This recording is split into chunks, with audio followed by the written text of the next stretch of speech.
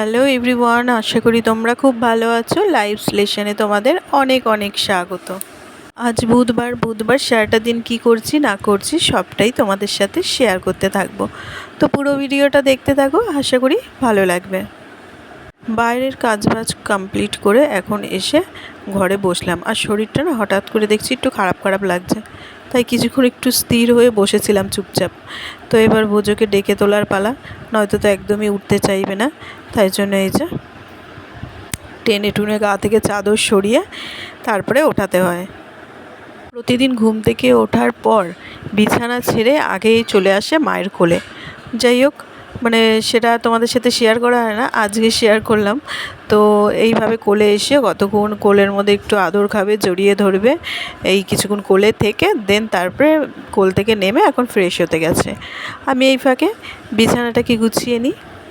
মাসের শেষ দিক প্রায় হয়েই গেল, আর কয়েকদিনের ছুটি, তারপর সামনের মাস পড়বে, হয়তো 3-4 তারিখ থেকে স্কুল স্টার্ট হয়ে যাবে বোঝোর। নতুন ক্লাস 2-এ উঠলো এবারে, তো ভীষণ এক্সাইটেড হয়ে রয়েছে, ও এক্সাইটেড হয়ে রয়েছে, আমিও রয়েছি। নতুন ক্লাস, তারপরে সেকশান আলাদা হবে, ফ্রেন্ডদের আলাদাভাবে পাবে, আলাদা মিস পাবে, সমস্তটাই নতুনভাবে আবার শুরু হবে বছরটা। তো যাই হোক, প্রতি বছরই তো তাই হয়, কিন্তু এখনও যেহেতু স্কুল খোলেনি, বেলায় তো দিনগুলো আমার স্টার্ট হচ্ছে, তবে সময়ের মধ্যে কাজগুলো কমপ্লিট ঠিক করে নিচ্ছি। রীতিমতো আজকেও তার অন্যথা নয়, বেলায় দিনটা শুরু হয়েছে, এবার কাজগুলো সব সময়ের মধ্যে কমপ্লিট করে ফেলবো। আর ওই যে বললাম কয়েকদিনের ছুটি, তারপরে তো সামনের মাসে প্রথম থেকে একদম স্কুল স্টার্ট হয়ে যাবে। আমারও সকালটা শুরু হবে অনেকটা আগে থেকেই। তবে গরমকালে খুব একটা অসুবিধা হয় না সকাল সকাল উঠতে, বেশ ভালোই লাগে। আর একটা পজিটিভ কী হয় বলো তো, সকাল সকাল ঘুম থেকে উঠলে পারে না, শরীরে বেশ এনার্জি পাওয়া যায় কাজবাজ করার। আর এই যে লেট করে এখন উঠছি একটু, ব্যাস শরীর যেন ম্যাচ ম্যাচ করতে থাকে, কিছুই যেন ভালো লাগে না। সমস্ত কাজবাজটাই যেন সংসারের সেই শরীরের জোরে নয়, মনের জোরে করতে হয়। ওই মনের জোরেই করে ফেলি আর কি। আর মনের জোরটাই তো বড় জোর, শরীরের জোরের থেকেও মনের জোরটা বলতে পারো বড় জোর। আর মনের জোরটা মোটামুটি সমস্ত কিছু করিয়ে দিতে পারে, কিন্তু শরীরের জোর পারে না, সেখানে মনের জোরের সাথে টেক্কায় একদম পেরে ওঠে না। তো সেই মতন এই যে মনের জোরেই করে ফেলছি সমস্ত কাজকর্ম সময়ের মধ্যে। তো এখন ঘরটা ঝাড় দিয়ে নেব, দেন তারপরে রান্নাঘরে ঢুকবো এবার।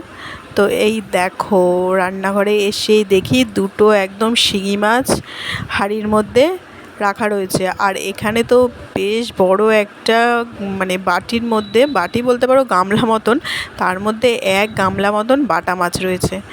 এই আগেই বলেছিলাম না এর আগের ভিডিওতেও, যে মাঝে মধ্যে আমাদের এক দাদা এই বাটা মাছ দিয়ে যায়, ওনার পুকুর আছে, তো যখনই পুকুরে জাল দেয় তখনই মাছ দিয়ে যায়।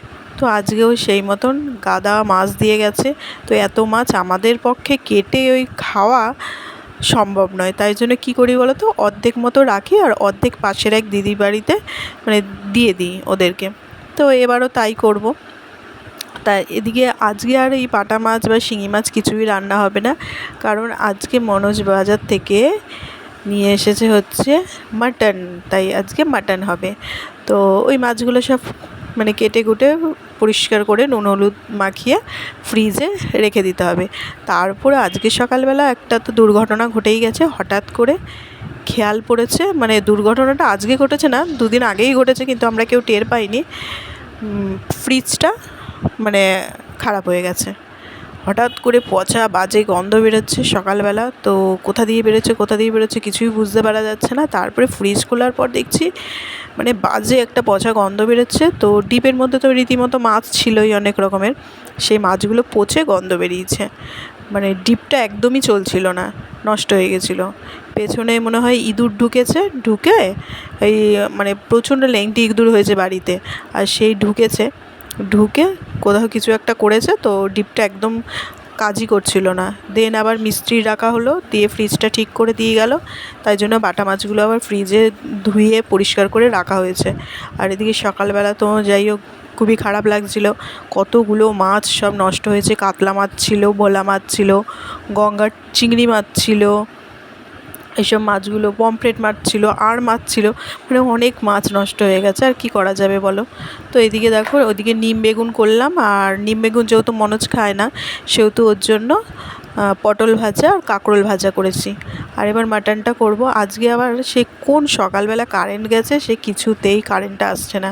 আর যেদিনই দেখি মাংস করব মশলা বাটার ব্যাপার থাকবে, এর আগেও একদিন হয়েছে, আজকেও সেই কারেন্ট যাচ্ছে তো আর আসছেই না।